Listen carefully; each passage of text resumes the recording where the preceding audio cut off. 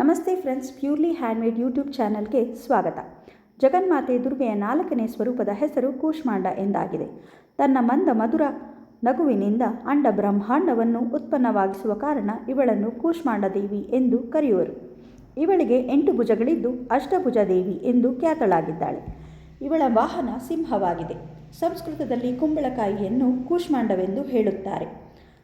ಬಲಿಗಳಲ್ಲಿ ಕುಂಬಳಕಾಯಿಯ ಬಲಿಯು ಇವಳಿಗೆ ಸರ್ವಾಧಿಕ ಪ್ರಿಯವಾಗಿದೆ.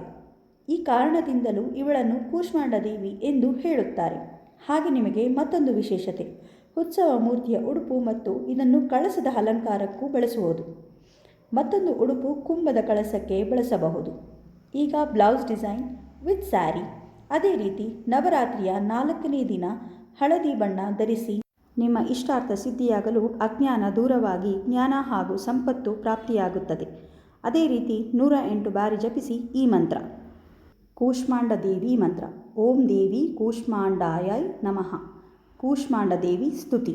ಯಾ ದೇವಿ ಸರ್ವಭೂತೇಷು ಮಾಂ ಕೂಷ್ಮಾಂಡ ರೂಪೇಣ ಸಂಸ್ಥಿತ. ನಮಸ್ತಸ್ಯೈ ನಮಸ್ತಸ್ಯೈ ನಮಸ್ತಸ್ಯೈ ನಮೋ ನಮಃ. ಇದೇ ರೀತಿ ಹೊಸ ವಿಷಯ ತಿಳಿಯಲು ಲೈಕ್ ಮಾಡಿ, ಶೇರ್ ಮಾಡಿ, ಸಬ್ಸ್ಕ್ರೈಬ್ ಮಾಡಿ ಹಾಗೂ ಬೆಲ್ ಬಟನನ್ನು ಕ್ಲಿಕ್ ಮಾಡಿ. ಪ್ಲೀಸ್ ಸಪೋರ್ಟ್ ಮಾಡಿ.